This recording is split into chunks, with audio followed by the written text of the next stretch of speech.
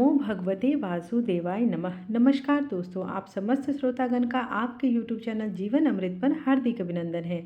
आप सभी को कार्तिक मास के चौथे दिन का बहुत बहुत बधाई हो। और आज के वीडियो में आप श्रवण करेंगे कार्तिक महात्म कथा का अध्याय 4, तत्पश्चात आरती करेंगे। नारद जी ने कहा, ऐसा कहकर भगवान विष्णु मछली का रूप धारण करके आकाश से जल में गिरे। उस समय विंध्याचल पर्वत पर तप कर रहे महर्षि कश्यप अपनी अंजलि में जल लेकर खड़े थे। भगवान उनकी अंजलि में जा गिरे। महर्षि कश्यप ने दया करके उसे अपने कमंडल में रख लिया। मछली के थोड़ा बड़ा होने पर महर्षि कश्यप ने उसे कुएं में डाल दिया। जब वह मछली कुएं में भी न समा सकी तो उन्होंने उसे तालाब में डाल दिया। जब वह तालाब में भी न आ सकी तो उन्होंने उसे समुद्र में डाल दिया। वह मछली वहाँ भी बढ़ने लगी। फिर मत्स्य रूपी भगवान विष्णु ने इस शंखापुर का वध किया और शंखासुर को हाथ में लेकर बद्री वन में आ गए। वहां उन्होंने संपूर्ण ऋषियों को बुलाकर इस प्रकार आदेश दिया, मुनीश्वरों, तुम जल के भीतर बिखरे हुए वेद मंत्रों की खोज करो और जितनी जल्दी हो सके उन्हें सागर के जल से बाहर निकाल लाओ। तब तक मैं देवताओं के साथ प्रयाग में ठहरता हूँ। तब उन तपोबल संपन्न महर्षियों ने यज्ञ और बीजों सहित संपूर्ण वेद मंत्रों का उद्धार किया। उनमें से जितने मंत्र जिस ऋषि ने उपलब्ध किए वही उन बीज मंत्रों का उस दिन से ऋषि माना जाने लगा। तदंतर सब ऋषि एकत्र होकर प्रयाग में गए। वहां उन्होंने ब्रह्मा जी सहित भगवान विष्णु को उपलब्ध हुए सभी वेद मंत्र समर्पित किए। सब वेदों को पाकर ब्रह्मा जी बहुत प्रसन्न हुए। उन्होंने देवताओं और ऋषियों के साथ प्रयाग में अश्वमेघ यज्ञ किया। यज्ञ समाप्त होने पर सब देवताओं ने भगवान से निवेदन किया कि देवादि देव जगन्नाथ, इस स्थान पर ब्रह्मा जी ने खोए हुए वेदों का पुनः प्राप्त किया है और हमने भी यहाँ आके आपके प्रसाद से यज्ञ भाग पाए हैं। अतः यह स्थान पृथ्वी पर सबसे श्रेष्ठ पुण्य की वृद्धि करने वाला एवं भोग तथा मोक्ष को प्रदान करने वाला हो। साथ ही यह समय भी महान पुण्यमय और ब्रह्मघाती आदि महापापियों की भी शुद्धि करने वाला हो तथा तय स्थान यहाँ दिए हुए दान को अक्षय बना देने वाला भी हो, यह वर दीजिए।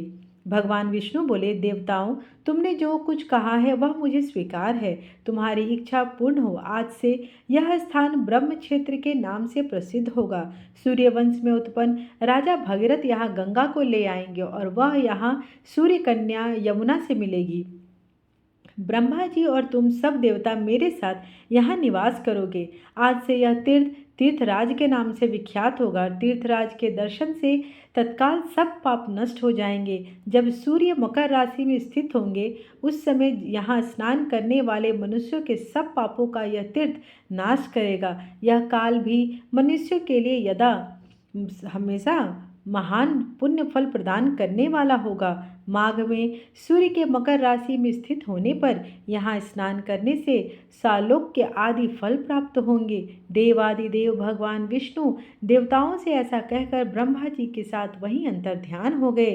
तत्पश्चात इंद्र आदि देवता भी अपने अंश के से प्रयाग में रहते हुए वहाँ से अंतर ध्यान हो गए। जो मनुष्य कार्तिक में तुलसी जी की जड़ के समीप श्री हरि का पूजन करता है वह इस लोक में संपूर्ण भोगों को उपभोग करके अंत में वैकुंठ धाम को प्राप्त करता है। आइए अब भगवान श्री कृष्ण की आरती करते हैं। आरती कुंज बिहारी की, श्री गिरधर कृष्ण मुरारी की। आरती कुंज बिहारी की, श्री गिरधर कृष्ण मुरारी की। गले में वैजंती माला, बजावे मुरली मधुर बाला। श्रवण में कुंडल झलकाला, नंद के आनंद नंद लाला। गगन सम अंध कांति काली, राधिका चमक रही आली। लतन में ठाढ़े वनमाली, भ्रमर सी अलक कस्तूरी तिलक।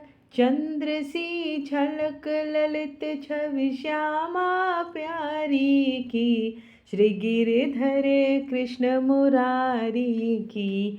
आरती कुंज बिहारी की, श्री गिरधर कृष्ण मुरारी की। कनकमय मोर मुकुट बिल से, देवता दर्शन को तरसे। गगन सो सुमन राशि बरसे, बजे मुरचंग मधुर मृदंग। ग्वालिनी संग अतुल रति गोप कुमारी की, श्री गिरधर कृष्ण मुरारी की। आरती कुंज बिहारी की, श्री गिरधर कृष्ण मुरारी की। जहाँ ते प्रकट भई गंगा, सकल मलिहारिणि श्री गंगा।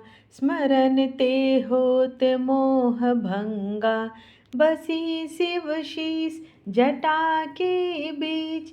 हरे अध कीच चरण छवि श्री बनवारी की, श्री गिरधर कृष्ण मुरारी की। आरती कुंज बिहारी की, श्री गिरधर कृष्ण मुरारी की। चमकती उज्ज्वल तट रेणु, बज रही वृंदावन बेनु। चहु दिसि गोपी ग्वाल धेनु, हसत मृदु मंद चांदनी चंद्र। कटत भव फंद टेढ़ सुरुदीन दुखारी की, श्री गिरधर कृष्ण मुरारी की।